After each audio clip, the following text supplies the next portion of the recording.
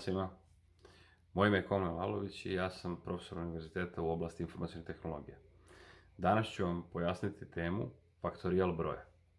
Jeste da je vezan za matematiku, ali je odličan za primjenu for petlji u programiranju i to ćemo pokazati kasnije u source kodu u Java programiranju.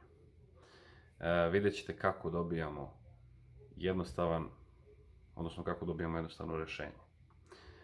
Najprije ćemo reći šta je faktorijal broja i kako se označava. Faktorijal broja je funkcija koju označavamo nakon broja sa uzvičnikom i funkcija predstavlja proizvod svih brojeva od 1 do tog broja. Znači proizvod brojeva od 1 do 5, 1 puta 2 puta 3 puta 4 puta 5 bi bio faktorijal broja 5. Rezultat faktorijal 5 je 120.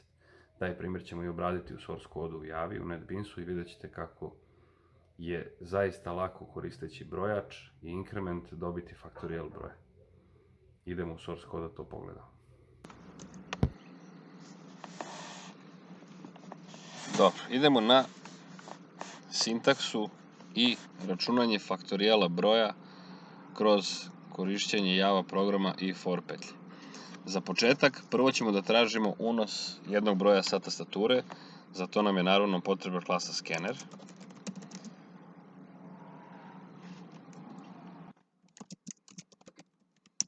Scanner s jednako njemu scanner system in i naravno sada nam traži da dodamo taj paket. Evo, dodali smo. I sada možemo reći unesite broj. Sada ovu poruku šaljemo korisniku programa i definišemo jedno int a kome ćemo dodeliti vrednost s.next. Znači dohvatit ćemo taj broj sa tastature i smestiti ga u promenjivu a koja nam je tipa integer. Sada, mi ne znamo koji je to broj koji je unet, ali ni ne treba da nas zanima zato što ćemo u foru koji će da se vrti od 1 pa do tog broja unetog a stavit ćemo 1 manje ili jednako a zato što želimo da uračunamo i taj broj. I radit ćemo inkrement. For već znamo, imali smo video na kome smo naučili for.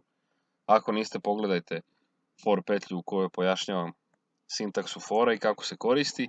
I sada, ono što nam je trenutno najvažnije je da odradimo protrčavanje kroz for onoliko puta koliko brojeva ima.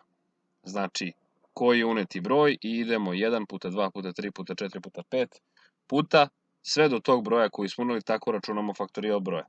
Sada, taj faktorijal ćemo smestiti u jedan int f, odnosno faktorijal, ali nećemo mu dodeliti vrednost 0 jer svaki broj pomnožen sa nulom daće 0 i nećemo dobiti rezultat, nego ćemo ga pomnožiti sa brojem 1 i njegova početna vrednost će biti 1.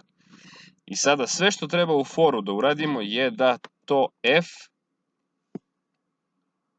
uvećamo, odnosno da dobijemo vrednost f puta i. Da svaki put pomnožimo sa brojem, odnosno inkrementom, koji je uvećan za 1. Tako smo, verovali ili ne, sa jednom linijom koda u foru dobili faktorijal broja. Dragi moji studenti, dragi moji polaznici, vidite koliko je to jednostavno i trivialno. Znači, samo treba da razumemo šta radi ovaj for. I na kraju prikažemo faktorijal unetog broja. Pa sada kažemo kog broja, mi smo uneli broj a, pa nastavljamo tekst nakon ove konkatenacije, je broj i stavljamo f. Sada kada pokrenemo ovaj program, recimo koristit ću broj 5 i za uneti broj 5 rezultat će biti 120. Zašto? Pa zato što je 1 puta 2 puta 3 puta 4 puta 5, 120. Možemo naravno proveriti sa bilo kojim drugim brojem. Radit će upravo tako kako treba, odnosno uvek će računati faktorijal broja. Za 6 je to 720 jer je 120 puta 6, 720. Sad, izvolite vi, probajte da uradite i prikažite faktorijal broja za neki uneti broj, odnosno probajte ovaj primjer kod vas. Molim vas da ovaj video podelite, možda će biti još nekome koristan i hvala vam što pratite ovaj kanal. Do sljedećeg videa, srdačan pozdrav od mene.